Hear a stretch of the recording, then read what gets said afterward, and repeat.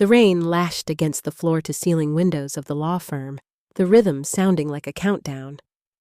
I sat in a high-backed leather chair, my breath hitching as I stared at a single, weathered manila folder on the desk.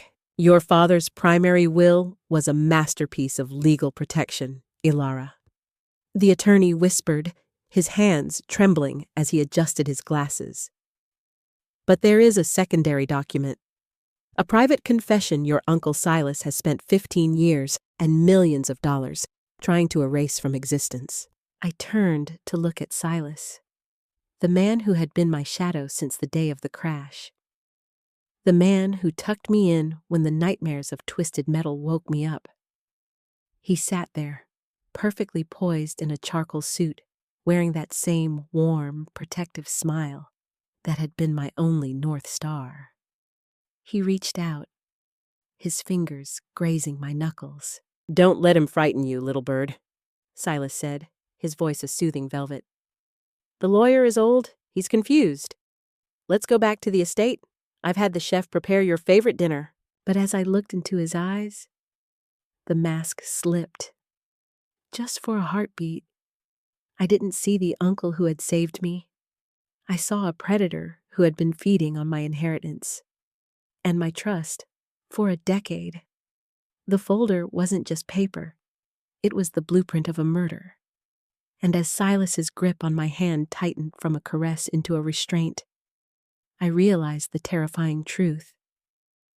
The man who protected me from the world was actually the person the world should have been protecting me from. The Blackwood estate was a place of ghosts and gold.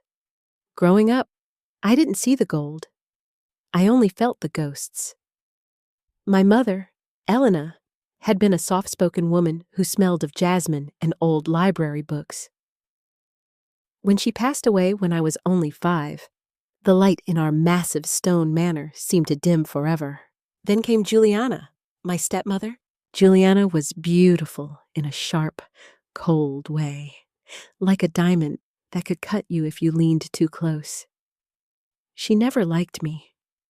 To her, I was an obstacle, a living reminder of the woman she could never replace in my father's heart. She moved into our home with a wardrobe full of silk and a heart made of ice. "Elara, sit straight. A Blackwood does not slouch," Juliana would snap at the dinner table, her silver fork clicking against the china. My father, Marcus, a tech tycoon who seemed invincible to the rest of the world, would usually just sigh and look at his plate.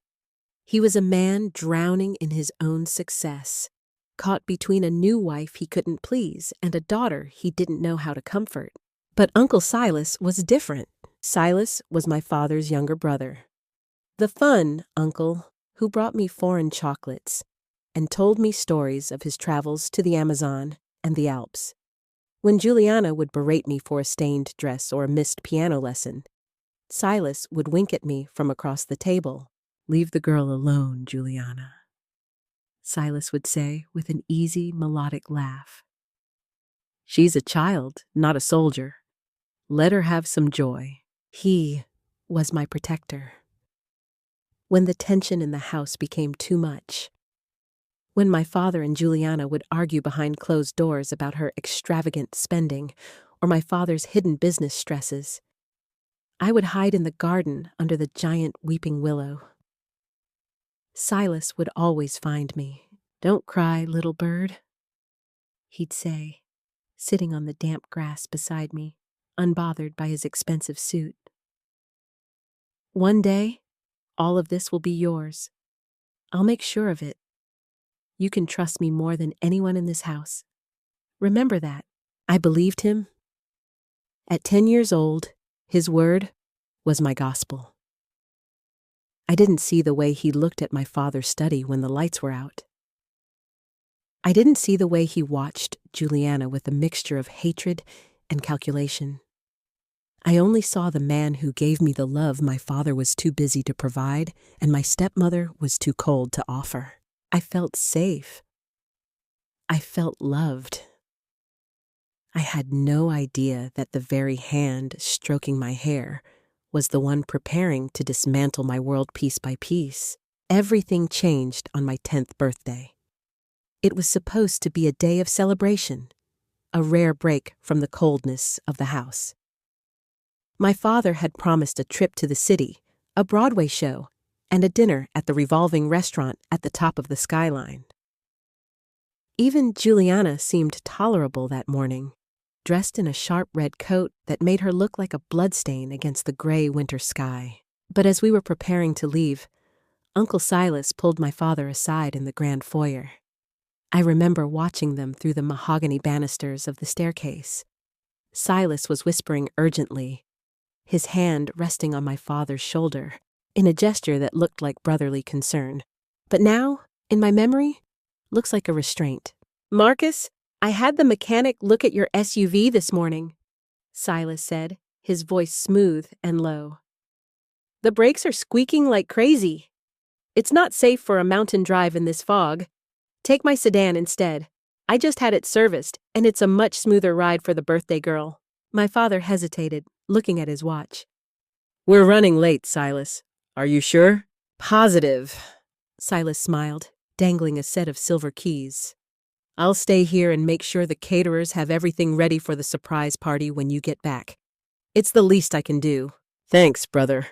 You're a lifesaver," my father replied, patting Silas's arm. But then Silas turned his gaze toward me.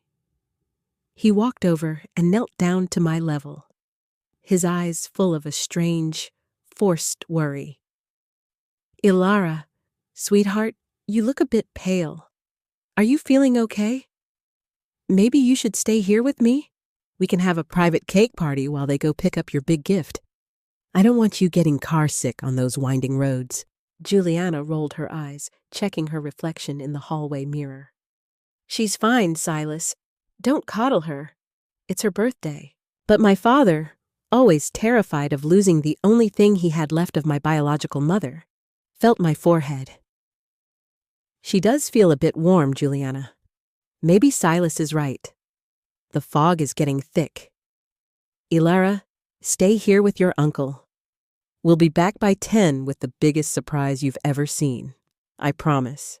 I pouted, tears welling in my eyes. I wanted to go.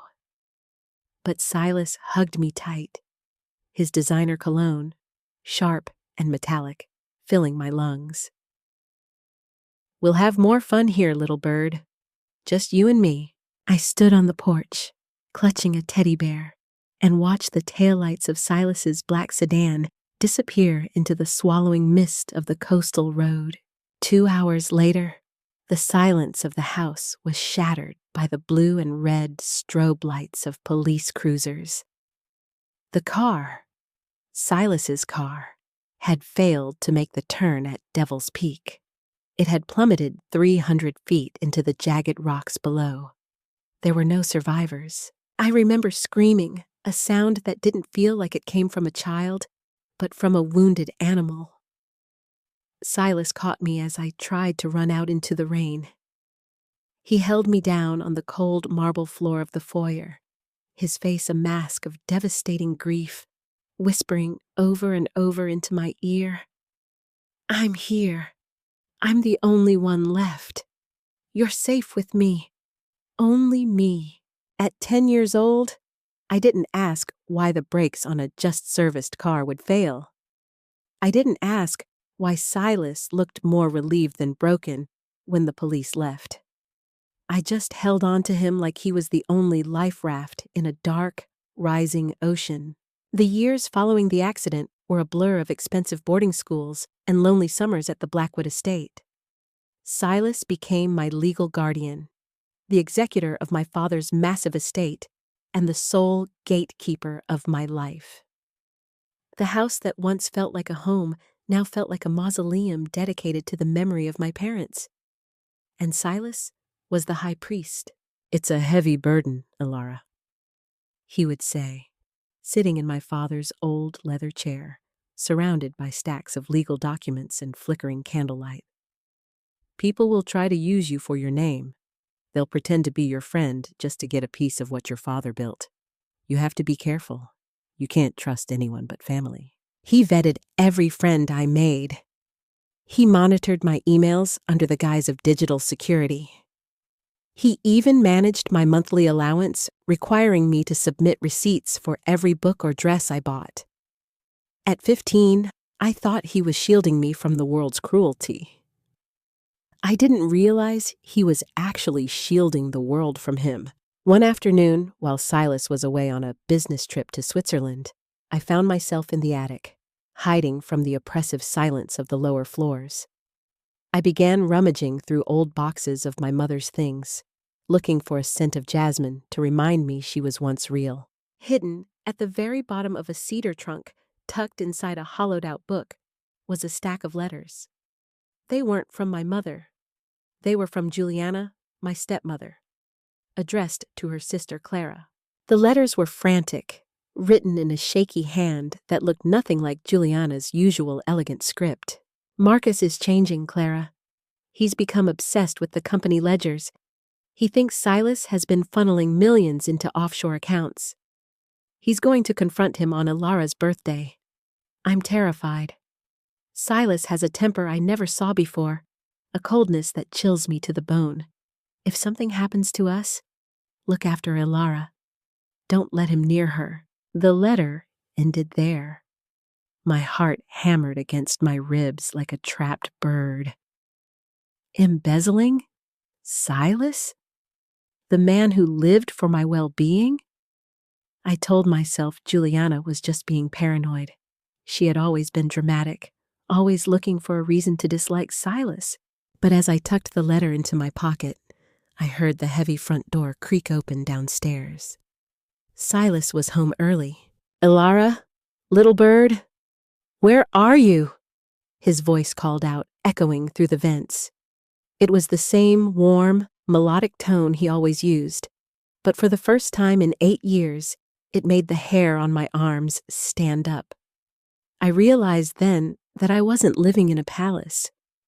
I was living in a cage, and the bars were made of the very trust I had given him so freely. A week before my 21st birthday, the day I was legally set to inherit the full Blackwood fortune and take control of the company, a woman appeared at the iron gates of the estate. She was dressed entirely in black, her face partially obscured by a heavy lace veil that fluttered in the salty sea breeze. The security guards Silas had hired years ago, men with cold eyes and earpieces, tried to turn her away. I happened to be in the driveway, returning from a walk in the gardens. Something about the way she stood, trembling yet defiant, like a bird facing a storm, made me stop. "Elara!"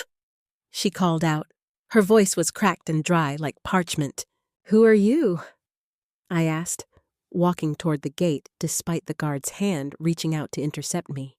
The woman lifted the veil. It took me several long, agonizing seconds to recognize the face beneath the web of wrinkles and the hollowed-out cheeks. It was Clara, Juliana's sister. The Aunt Silas told me had moved to Europe and wanted nothing to do with the tragedy. "Clara, Uncle Silas said you moved away? That you didn't want to see me because the memories were too painful." Clara let out a bitter, jagged laugh that turned into a cough. "Move away? Elara, he threatened to have me committed. He paid off doctors to say I was unstable after the accident. I've been living in a basement apartment 3 towns over, hiding because I was afraid of what he would do to me if I tried to talk to you." "Why would he do that?" I whispered, my world beginning to tilt. "Because I knew about the car," Clara said, her eyes boring into mine with a desperate intensity. "Juliana called me 20 minutes before they left that night. She was crying. She said Silas had insisted they take his car because the SUV was broken. Elara, Silas didn't give them his car to be kind. He gave them his car because he knew the brake lines had been tampered with. He wanted them off that cliff." My breath hitched. "No. He was with me. He was at the house. He was at the house to ensure you didn't get in that car, Elara. He needed the parents dead, but he needed the heir alive and under his thumb."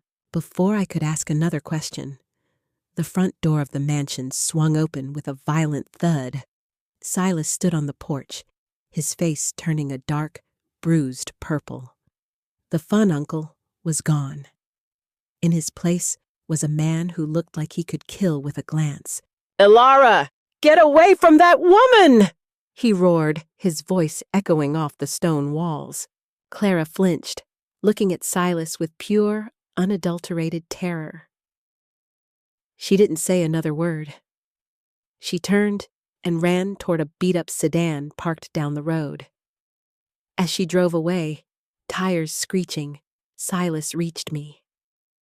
He grabbed my arm, his fingers digging into my skin. "She's sick, Elara. She's obsessed with the money. I told you, didn't I? The vultures are coming out now that you're turning 21. They want to poison your mind against the only person who loves you." For the first time in my life, I didn't believe him. I looked at his hand on my arm and saw not a protector, but a captor.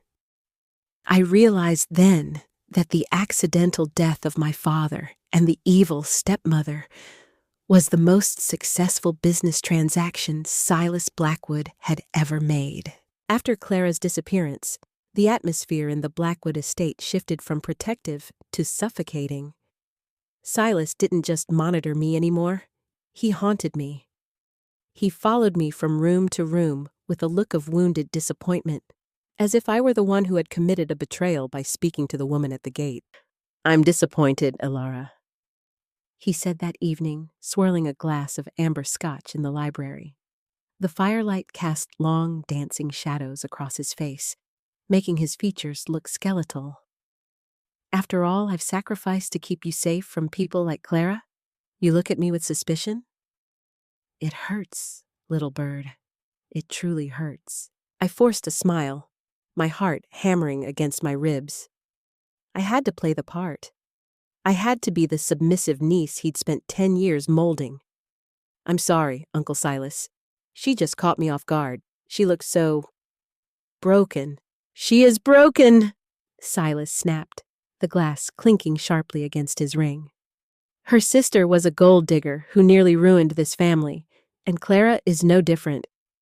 They both hated me because I saw through them.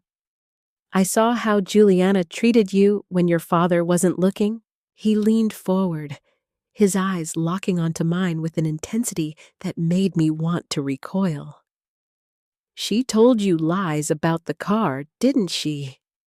She's trying to blame me for the tragedy that broke my heart as much as yours. Do you really think I could hurt my own brother? My own blood?"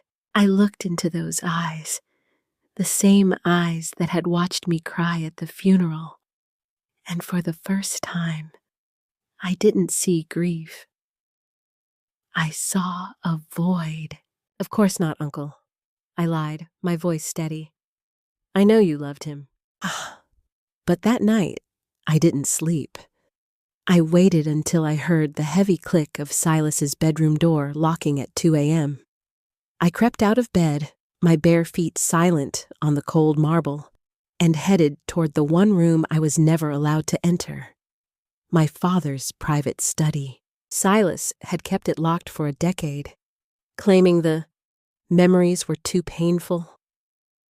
But I had seen where he kept the spare key, hidden inside the base of a bronze bust of my grandfather in the hallway. My hands shook as I turned the key.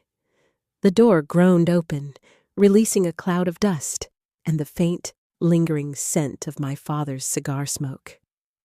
The room was a time capsule. His glasses were still on the desk. A half-finished bottle of water sat on the side table, the liquid long since evaporated. I began to search. I didn't know what I was looking for until I saw the floor safe hidden beneath the Persian rug. Silas thought he knew all my father's secrets, but he forgot one thing.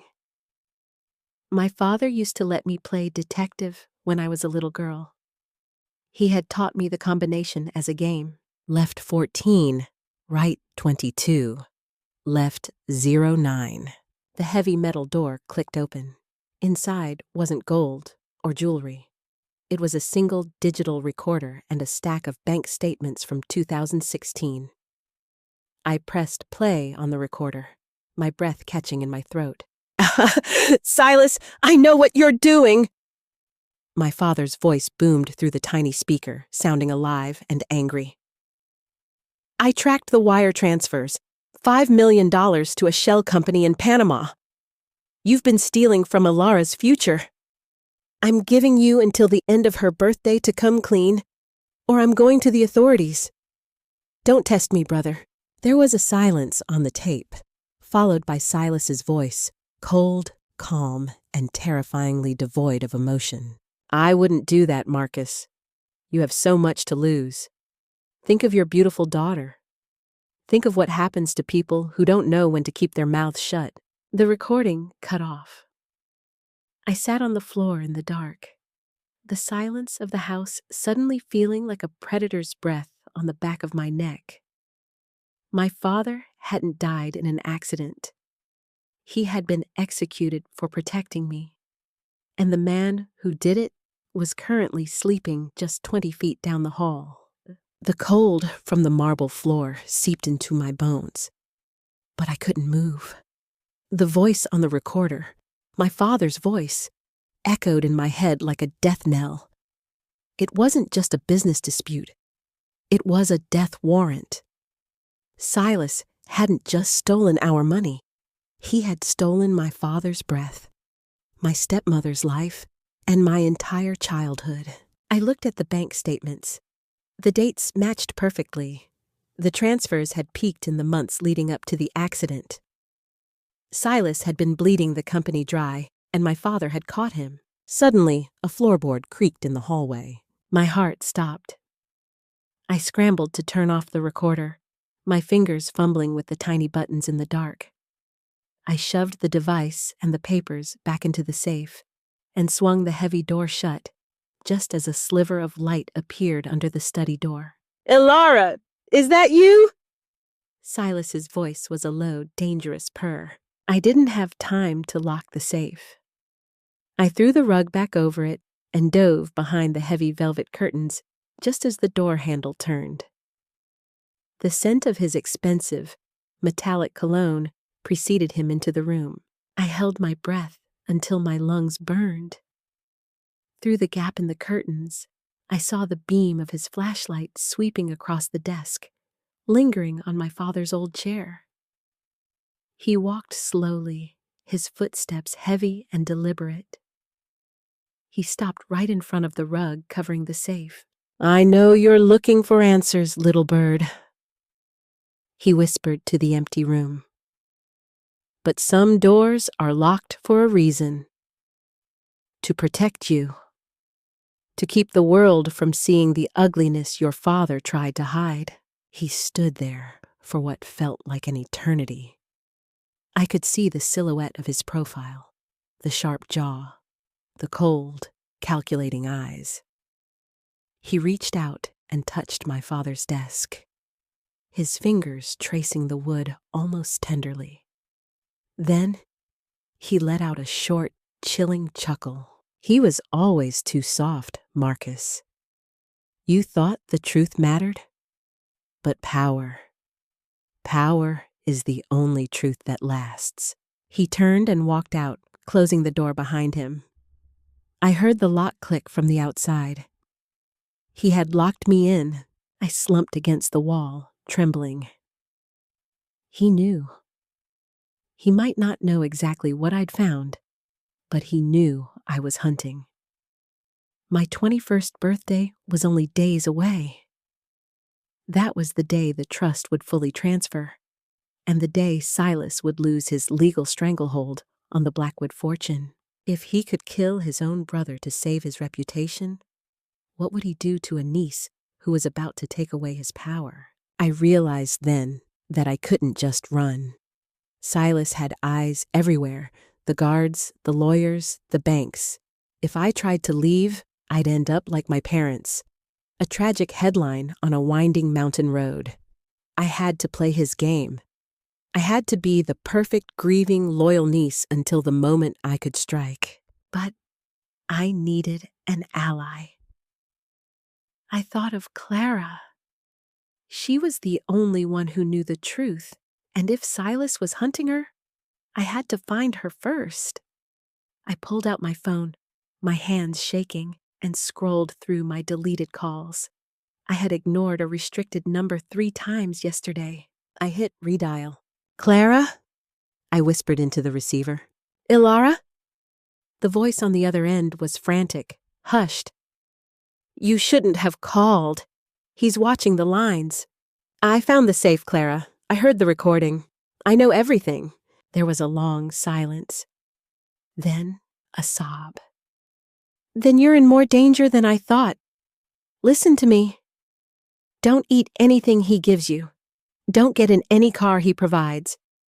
Meet me at the old willow tree at the edge of the estate tomorrow night at midnight. It's the only place the cameras don't reach." The line went dead. I stared at the locked door of the study. I was a prisoner in my own inheritance, surrounded by gold and ghosts, waiting for the clock to strike midnight. The next day, the house felt like it was holding its breath. Silas was unusually calm, almost tender. He had the staff prepare a lavish lunch, all my favorites: roasted chicken, rosemary potatoes, and a glass of sparkling cider. "You look tired, little bird," he said, his eyes scanning my face with clinical precision. "Did you have trouble sleeping? I thought I heard someone moving about in the halls last night." My heart did a slow, painful somersault, but I kept my hand steady as I lifted my fork. "Just bad dreams, Uncle. The closer my birthday gets, the more I miss Dad. I think I went to the kitchen for some water." He nodded, slicing his steak with surgical grace. "The mind plays tricks when the heart is heavy, but soon you'll be the head of this family. You'll have responsibilities. You can't let sentimentality cloud your judgment." I remembered Clara's warning. Don't eat anything he gives you. I moved the food around my plate, taking tiny performative bites while secretly spitting them into my napkin when he looked away to answer a text. I watched him. Every sip he took, every smile he offered, felt like a calculated move in a game of chess, where I was the pawn destined for sacrifice. "I've arranged a special driver for your birthday gala on Friday," Silas continued, wiping his mouth. "A vintage Rolls Royce. It was your father's favorite. I thought it would be a nice tribute." A chill raced down my spine.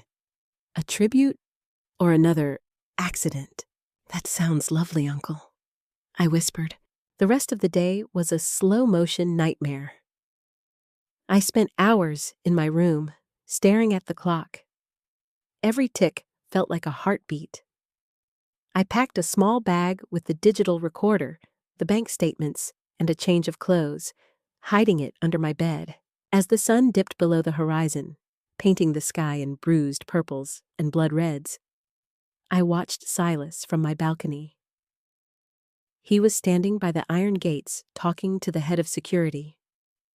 He handed the man a small envelope, cash most likely, and pointed toward the woods at the edge of the property. Toward the willow tree. My blood turned to ice. Did he know? Had he intercepted my call to Clara? I retreated into the shadows of my room, my mind racing. If I went to the willow tree, I might be walking into a trap. But if I didn't go, I would never get the rest of the puzzle pieces. I would be trapped in this house until my 21st birthday, when Silas would likely ensure I never made it to the signing ceremony. Midnight approached. The house grew silent, save for the rhythmic ticking of the grandfather clock in the hall. I dressed in dark clothes, laced up my boots, and waited. At 11:45 p.m., I climbed over my balcony railing. I had practiced this as a rebellious teenager, using the thick ivy vines to scramble down to the garden. My feet hit the grass with a soft thud. I stayed low, moving through the manicured hedges, my eyes darting toward the security cameras I knew were mounted on the stone pillars. I reached the edge of the woods. The air was thick with the scent of damp earth and pine. The giant weeping willow stood like a hunched giant in the moonlight, its long branches swaying in the wind like ghostly hair. "Clara," I whispered, my voice barely audible over the rustle of leaves. A shadow detached itself from the trunk of the tree. A small, frail figure stepped into the moonlight. It was Clara, but she looked terrified. She held a thick, leather-bound diary to her chest. "Elara, thank God," she sobbed quietly. "I didn't think you'd make it. He's tightened the security. He knows I'm here." "I have the recording, Clara," I said, reaching for her hand. "We need to go to the police. Right now." "The police?" Clara let out a hollow laugh. "Silas owns the local precinct. He's been donating to their charities for years. We need to get this to the federal prosecutors. This diary, it was Juliana's. She kept a log of every threat Silas made. She even recorded the serial numbers of the bills he was stealing." I reached for the diary, but a sudden blinding light cut through the darkness. "How touching!" a voice boomed from the tree line. I whirled around. Silas stood there, flanked by 2 guards. He wasn't holding a flashlight. He was holding a high-powered spotlight that turned the woods into a stage. And in his other hand, he held something small and black. A silenced pistol. "I told you, Elara," Silas said, his voice stripped of all warmth. "The vultures will always try to lead you astray. I'm afraid your Aunt Clara is a very bad influence." The spotlight was so bright, it felt like a physical weight, pinning us against the ancient, gnarled trunk of the willow tree. Clara let out a strangled whimper and retreated into the curtain of hanging branches, clutching Juliana's diary to her chest as if it were a shield.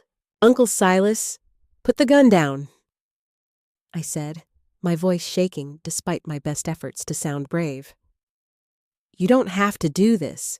We can talk about the money.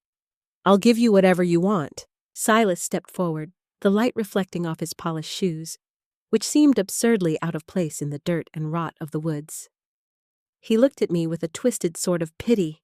"It was never just about the money, Elara," he said, his voice as calm as if he were discussing the weather. "It was about the legacy. Your father was going to dismantle everything our grandfather built because he grew a conscience.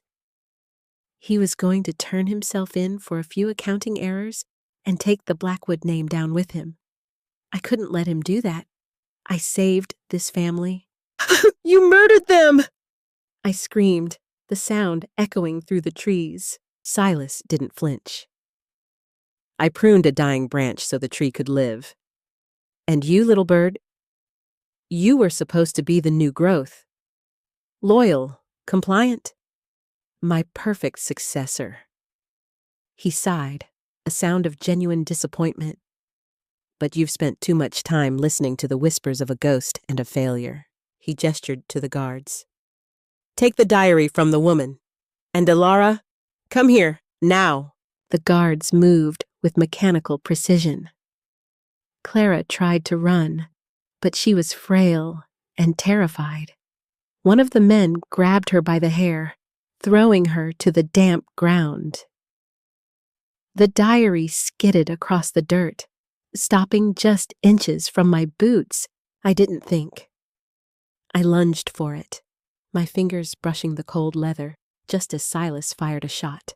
The bullet barked into the trunk of the willow tree, inches above my head. The thwip of the silencer was sickeningly quiet, a secret sound for secret crime. "The next one won't miss, Elara," Silas warned. "Give me the book." I looked at Clara, pinned to the ground, her eyes wide with terror. Then I looked at the diary. This wasn't just paper. It was the only thing left of my stepmother's voice. It was the proof of my father's integrity. No, I whispered. What did you say? Silas's face contorted into a mask of pure rage. I said no. I grabbed the diary and bolted. I didn't run toward the estate.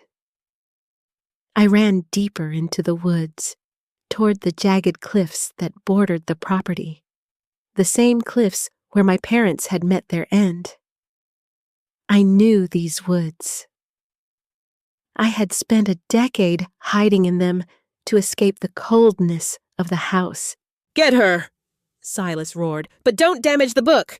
I could hear the heavy thud of the guards' boots behind me, the snapping of branches, and the frantic barking of orders. The wind whipped my hair across my face, and the thorns of the underbrush tore at my skin.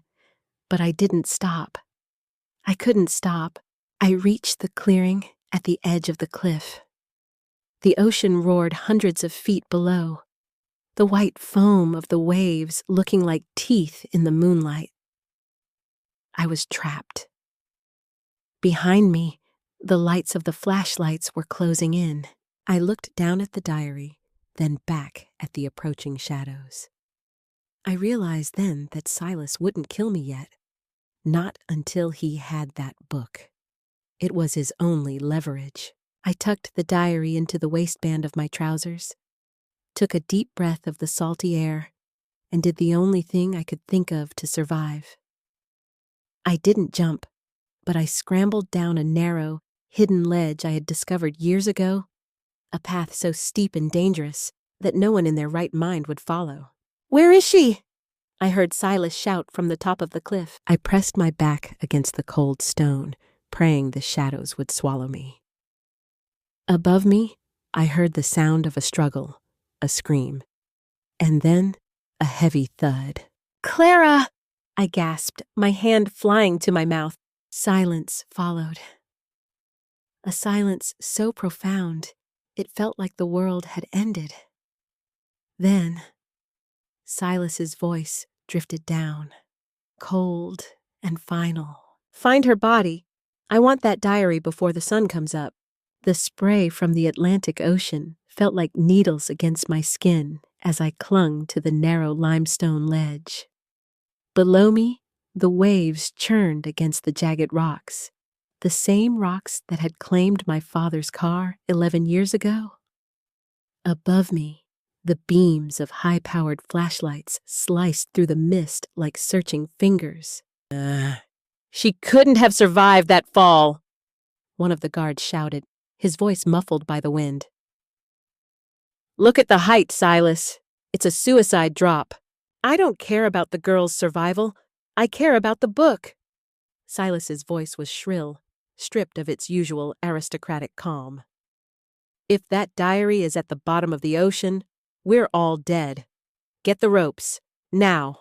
I pressed my chest against the damp stone, my fingers bleeding from gripping the barnacle-crusted rock. I had to move. If they brought ropes, they would find this ledge within minutes. I remembered a small sea cave I had discovered as a child, a place I used to hide when the grief of the house became too much. It was only accessible at low tide. I looked down. The tide was pulling back, exposing a dark, gaping maw in the cliffside about 20 feet below me. It was a leap of faith. If I missed, the current would drag me into the deep. If I stayed, Silas would finish what he started. I tucked Juliana's diary deeper into my jacket, zipped it tight, and let go. The fall felt like an eternity. The air rushed past my ears until, thud. I hit a sandy embankment at the mouth of the cave, the breath leaving my body in a painful gasp. I scrambled inside, the darkness swallowing me whole just as a flashlight beam hit the spot where I had been standing a second before. Inside, the cave smelled of salt and ancient rot. I crawled deeper into the shadows, my heart drumming a frantic rhythm against my ribs. I pulled out my phone. The screen was cracked, but it flickered to life. One bar of signal. I didn't call the police. I remembered what Clara said. Silas owns the local precinct. Instead, I opened my email and began to type. My fingers shook so hard I could barely hit the keys. To Federal Bureau of Investigation, tip line, subject, the Blackwood murders, evidence attached. I took photos of the pages in Juliana's diary, the lists of offshore accounts, the dates of the embezzlements, and the final chilling entry. Silas told Marcus today that cars are fragile things. We aren't going to the city. We're going to a trap. I attached the audio file I'd recorded in the study, my father's final confrontation. Hit send. The loading bar crawled. 10%, 20%, 40%. Suddenly, the mouth of the cave brightened. A silhouette appeared, framed by the moonlight. It wasn't a guard. It was Silas. He was alone, holding a flare that cast a demonic red glow over the wet cave walls. "You always were a clever little bird, Elara," he whispered, his voice echoing off the dripping ceiling. "But even birds have to land eventually." He stepped into the cave, the red light reflecting in his eyes. He didn't look like my uncle anymore. He looked like the monster he had always been. The man who had watched me grow up with a smile while he lived on the blood of my parents. The loading bar hit 95%. "Give me the diary, Elara," he said, leveling the silenced pistol at my chest. "Give it to me, and I might let you live. I'll put you in a nice facility. You'll be safe. You won't have to worry about the world anymore."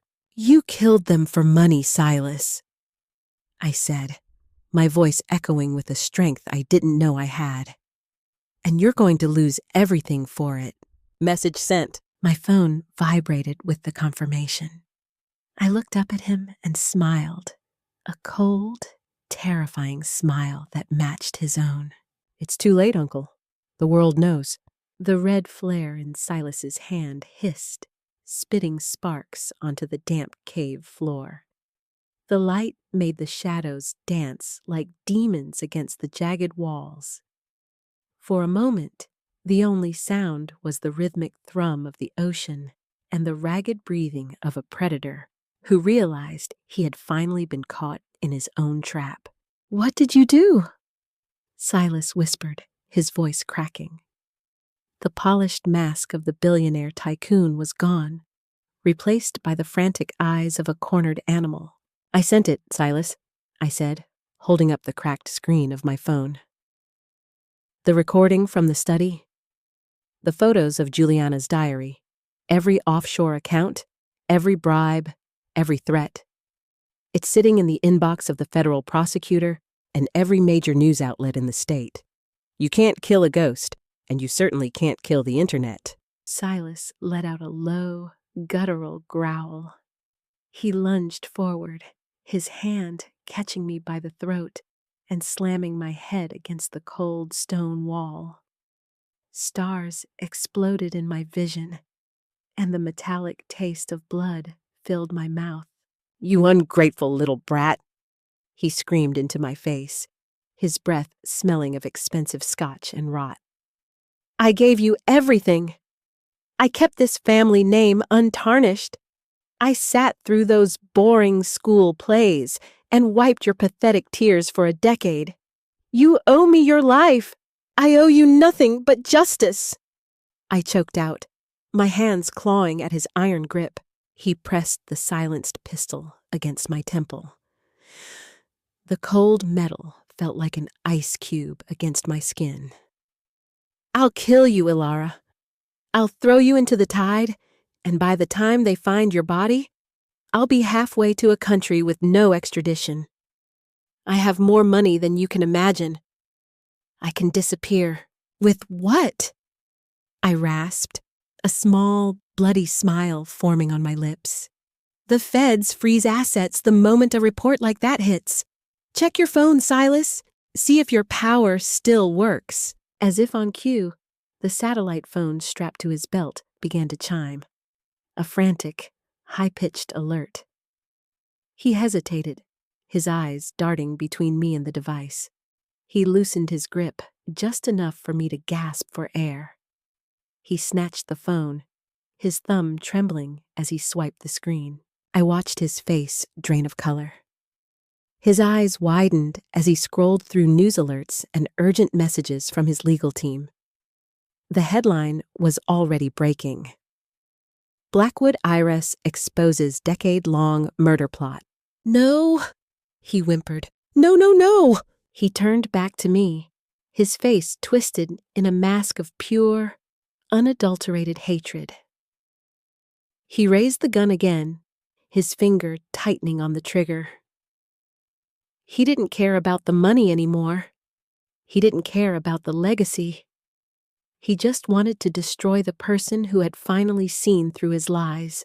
If I'm going down, little bird, he hissed, you're coming with me. Just as his finger began to squeeze, a deafening roar echoed through the cave. It wasn't a gunshot. It was the sound of a high-powered siren and the blinding white beam of a police helicopter searchlight hitting the mouth of the cave. Silas Blackwood, drop the weapon! Step away from the civilian! The red light of the flare met the white light of the law. Silas stood frozen, a silhouette of a fallen king in a crumbling kingdom. He looked at the gun, then at the mouth of the cave, then back at me. For the first time in 15 years, he looked small. Chapter 11. The Fall of the King. The cave was no longer a sanctuary. It was a stage for the end of a dynasty. The thunderous, rhythmic beating of the helicopter blades overhead kicked up a spray of salt and sand, extinguishing Silas's red flare.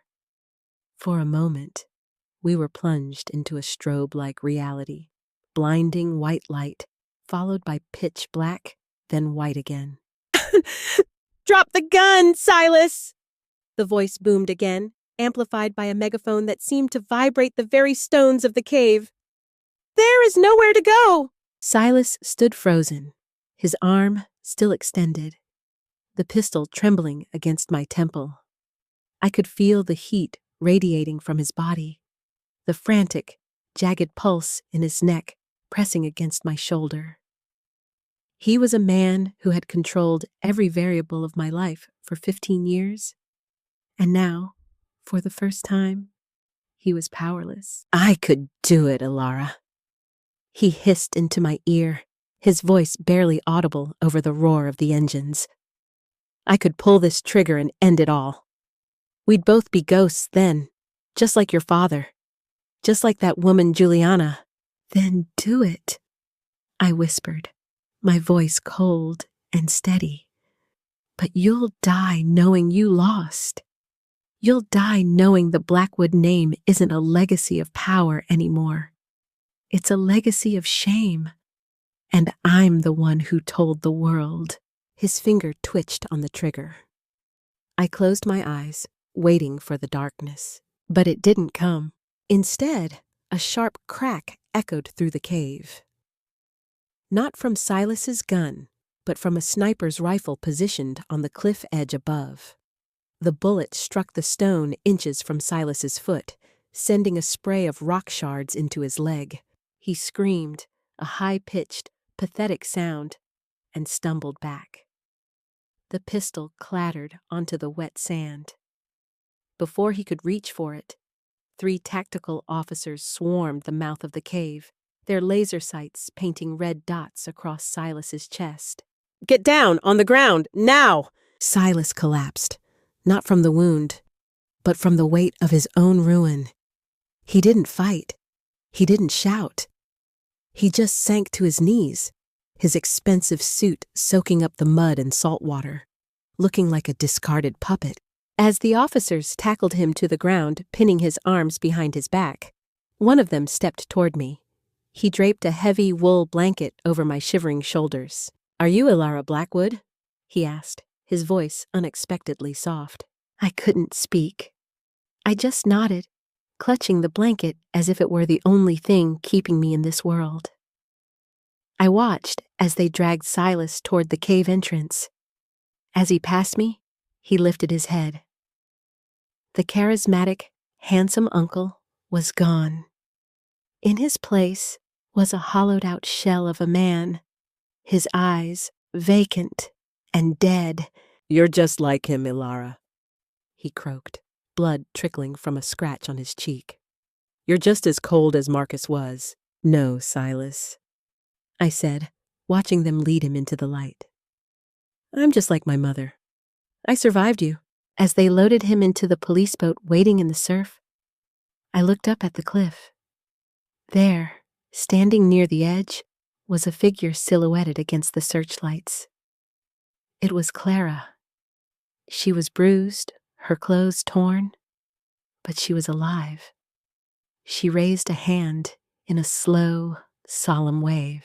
The nightmare was over. But as I sat in the damp cave, I realized the hardest part was just beginning. I had my life back, but I was sitting in the ruins of a family built on blood.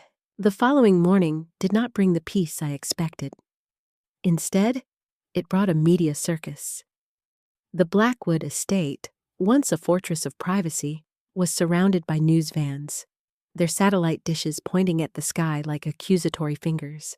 I sat in the grand library, the same room where Silas used to lecture me on family loyalty.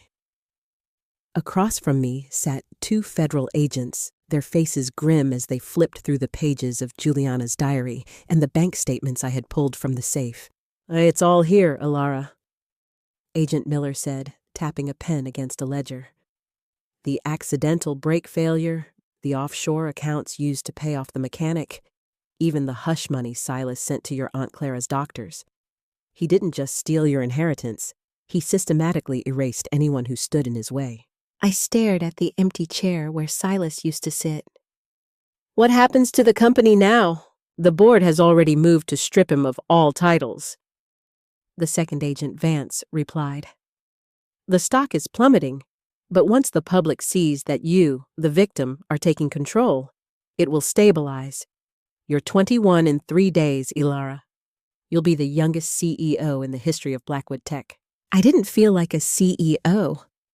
I felt like a girl who had spent 10 years hugging a murderer. A soft knock at the door interrupted us.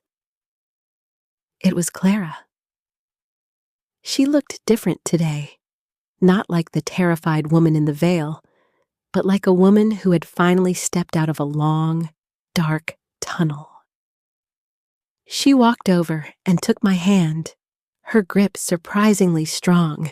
"The doctors checked me out, Elara," she whispered. "I'm okay. And the police found the man Silas hired to watch me. He's talking. He's telling them everything Silas did to keep me quiet."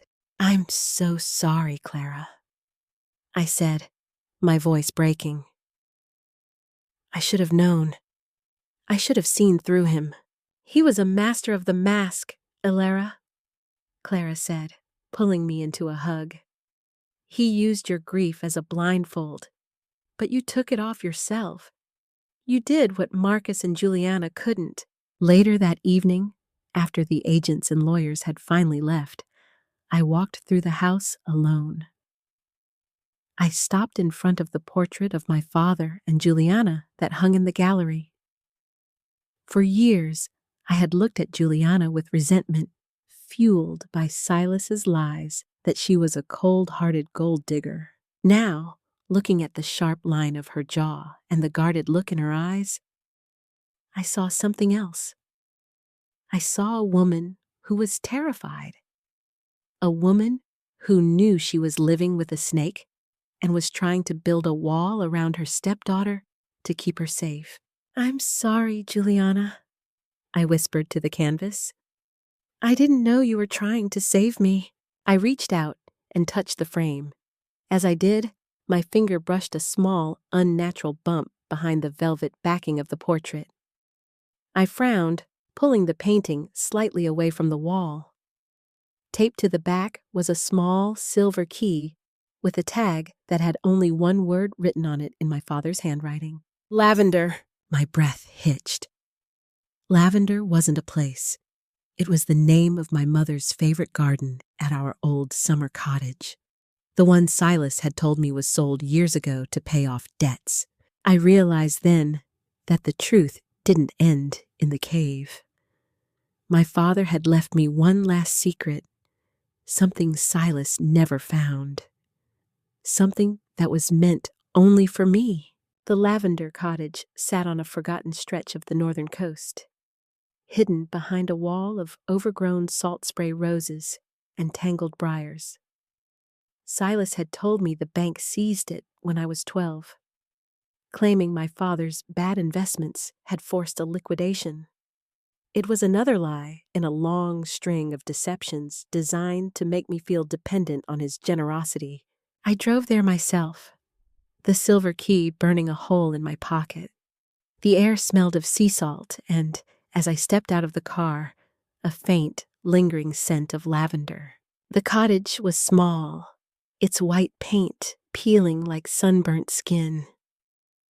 I walked to the front door, my hand trembling as I slid the key into the lock. It turned with a smooth, well-oiled click, as if it had been waiting for me for 15 years. Inside, the house was silent and preserved in amber. Dust motes danced in the shafts of sunlight that pierced the shuttered windows. There were no ghosts here, only memories. On the mantel stood a photo I had never seen. My mother, Elena, pregnant and glowing, laughing as my father, Marcus, spun her around in this very garden. But I wasn't here for nostalgia. I walked to the floorboards in the kitchen, right where the lavender-patterned tiles met the hardwood. My father had once told me a story about a treasure he hid from my mother, under the flower of peace. I knelt, prying up the loose board. Inside was a small, fireproof box. My breath hitched as I opened it. There were no diamonds or gold bars. Instead, there was a stack of legal documents and a sealed envelope addressed to Elara, to be opened on her 21st birthday. I sat on the dusty floor and tore it open. "My dearest Elara," the letter began. The ink faded, but the handwriting unmistakably my father's. "If you are reading this, it means I was right to fear the shadows in our own home. Silas is not the man he pretends to be. He has a darkness in him that I only recognized too late. He thinks I am a fool, but I have seen the way he looks at our accounts, and the way he looks at you. Not as a niece, but as a tool for his own power." My heart thudded against my ribs. I have secured a second, secret trust, one that even Silas's lawyers cannot find. But more importantly, I have left you the true story of your mother's death. Silas told you she was sick. She wasn't, Elara. She was poisoned, slowly, systematically, by the vitamins Silas insisted she take during her pregnancy with you. She realized it at the end and begged me to protect you. I didn't believe her then. I thought grief had made her paranoid. I was the fool. I let out a strangled sob. My mother hadn't just died. She had been the first victim of Silas's long game. He had been clearing the board for decades, piece by piece. But there is a final revelation. I am not Silas's brother by blood. Our father adopted him after his biological parents died in a scandal Silas himself caused as a boy. He is a predator who forced his way into our lineage. He has no right to the Blackwood name. He is a stranger in our halls. Attached to the letter was a set of DNA results and adoption papers from 40 years ago. Silas was a fraud, a parasite who had murdered his way into a family that wasn't even his. At that moment, the front door of the cottage creaked open. I didn't panic. I didn't scream. I slowly stood up, clutching the papers to my chest. Silas was in custody, but I knew he still had reach. I expected a hitman or a lawyer. Instead, it was Juliana's sister, Clara, standing in the doorway, her eyes wide with shock. "Elara, what are you doing here?" she gasped. "I found it, Clara," I said. my voice sounding like sharpened steel. The final piece of the puzzle. Silas didn't just kill my father. He killed my mother. And he isn't even a Blackwood? Clara walked toward me, her face pale. My sister suspected it. That's why she was so afraid. She knew he wasn't just greedy. She knew he was a monster who had been practicing his crimes for a lifetime. I looked out the window at the lavender garden, now overgrown and wild. The little bird Silas had tried to cage was gone. In her place was a woman who held the power to erase Silas Blackwood from history entirely. The gala is tomorrow, I said, my eyes cold and focused. Silas thinks he's going to use his legal team to get out on bail and fight me for the company. He thinks he can still win. What are you going to do? Clara whispered. I'm going to give him the birthday gift he deserves, I replied. I'm going to burn his entire world to the ground. The night of my 21st birthday didn't feel like a celebration. It felt like an execution. The grand ballroom of the Blackwood Hotel was a sea of silk, diamonds, and forced smiles. The city's elite had gathered, whispers trailing behind them like cigarette smoke. They were all waiting to see if the tragic heiress would crumble or soar. Silas wasn't there in person. He was behind bars, denied bail after the FBI processed the files I'd sent from the cave. But his presence haunted the room. His high-priced lawyers stood in the corner like vultures, clutching injunctions they intended to serve the moment I stepped onto the stage. I wore a gown the color of midnight, the silver lavender key hidden in the folds of my silk sash. As I walked toward the podium, the room fell into a deafening silence. 21 years ago, my father stood in a room like this and spoke of a legacy, I began, my voice amplified by the speakers until it shook the crystal chandeliers. He spoke of the Blackwood name as a symbol of innovation and trust. But for 15 of those years, that name has been a mask for a monster. The lawyers stepped forward, but I raised a hand, my eyes locking onto the lead attorney. Don't bother with the injunctions, Mr. Thorne. You represent Silas Blackwood, but the man you represent doesn't exist. I signaled to the massive projector screen behind me. A document flashed up, the adoption papers from the Lavender Cottage. The room gasped. Silas was never a Blackwood, I said, my voice echoing with a cold, righteous fury. He was a child of a disgraced family, brought into our home out of my grandfather's mercy. He repaid that mercy by poisoning my mother, sabotaging my father's car, and trying to erase me. He didn't just steal a fortune, he stole lives. I paused, looking out at the crowd. As of 6 p.m. tonight, I have used my majority stake to dissolve the Blackwood Corporation. The assets are being liquidated to create a foundation for victims of corporate and domestic abuse.